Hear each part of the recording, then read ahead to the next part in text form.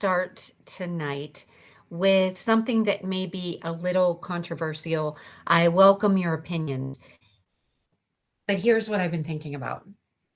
I think because we're becoming too polished online, things are becoming too perfect because there's an app for almost anything that we want to do, including even kind of thinking for us.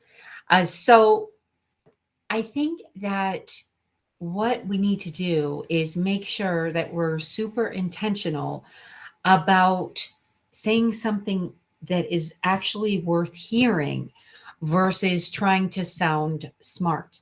Because these apps can make us sound super smart. And guess what? The people that we're trying to reach, they're not looking to be impressed with big words or, long statements. People that are seeking to hear what you have to offer, people that are looking to have a problem solved that they may or may not even know that they have. Okay. I'll explain more about that in a little bit.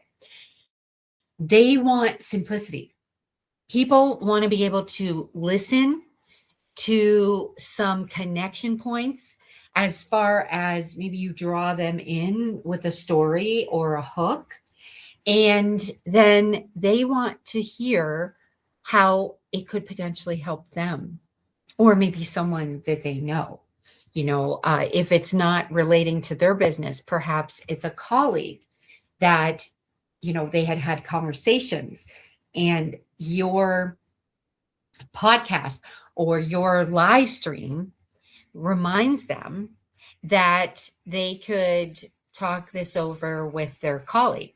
Or in some cases, of course, it could pertain to that person's business and that person that you haven't even met yet. So you're building trust by your presence online, right? So I've been thinking a lot about this lately. And like I said, I believe that we're becoming too polished because there's almost an app for everything. And I know we joke about that, right? We're like, is there an app for that? But I'm an introvert and I know what it's like to think, you know, I don't know if I feel so comfortable getting up and speaking in front of all these people. I don't know if I feel so comfortable hitting the button to go live. 10 years ago, I started doing Facebook live streams and really didn't want to do it. Okay. It wasn't my idea. However, the one of the people that worked in my company said, you have to start doing live streams.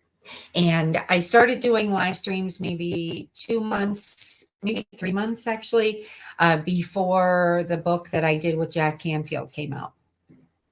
So if that person wouldn't have told me that I had to do lives, I probably wouldn't have done lives because I'm the kind of person that if I can be behind the curtain cheering for other people, that's me. Like, I'm good with that.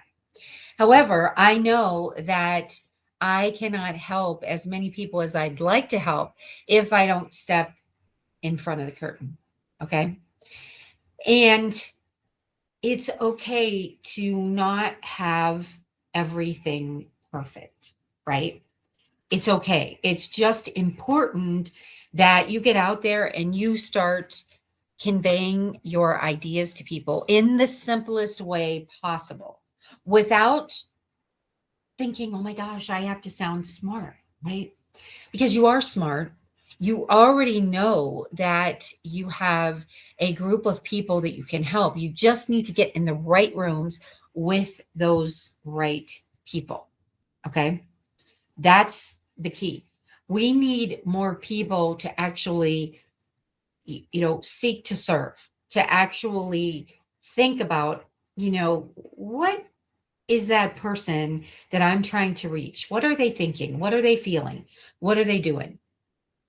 Because when you are thinking about what you're going to present, you want to think about reverse engineering what that person, that one person's experience is going to be.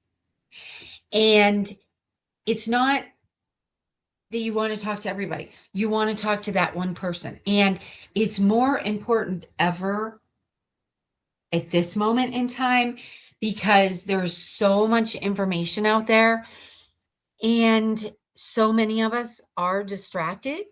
So, sometimes it may seem like we're listening, but we're not really listening.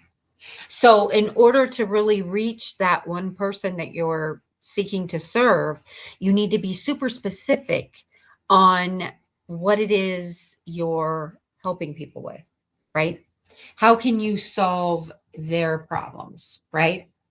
Because being heard does not require everyone to disagree with you. Or, sorry, let me repeat that. I made a mistake. Being heard does not require everyone to agree with you. Okay. That's not the case. It's okay if you make a controversial statement and you may divide the room. If you're speaking in front of a room of people, you may divide the room. Now, would it be divided equally? Probably not. However, maybe it's zigzag, or maybe it's little pockets of people all over the room that agree, disagree, right? Doesn't matter. But you can say a controversial statement and everyone does not have to agree with you. That's important. We've all heard you don't want to be a yes person, right? You don't want to be a people pleaser. Okay. Same with this. You want to make sure that you are speaking in a way that you're seeking to serve others, right? So in order to do that, you have to have your own specific point of view. So you are attracting those right people in the right rooms. You're not attracting everyone. You're just attracting those right people in the right rooms. And the reason why I say focus on one person is because sometimes it can get overwhelming. I know it does for me sometimes if I'm thinking about helping too many of the right people, right? So I try to really get super laser lucid clear, focusing on that one person, that one CEO, that one founder, and what's the problem that we're solving. Okay. So 3 takeaways. And if you've heard some of my lives before, these may sound familiar. Okay.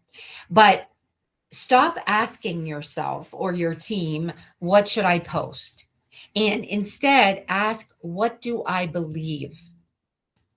You can ask yourself, what do you believe you can help that one person with that probably no one else can, right? Because you are already smart enough. You already know what it is that your company is doing.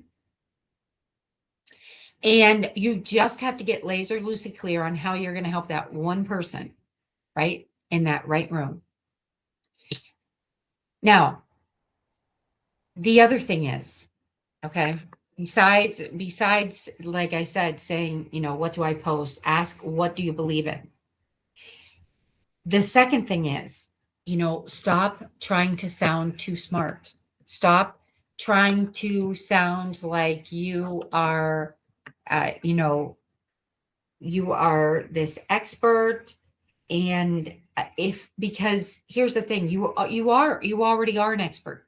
However, if you come across as unapproachable, people will not necessarily be attracted to you.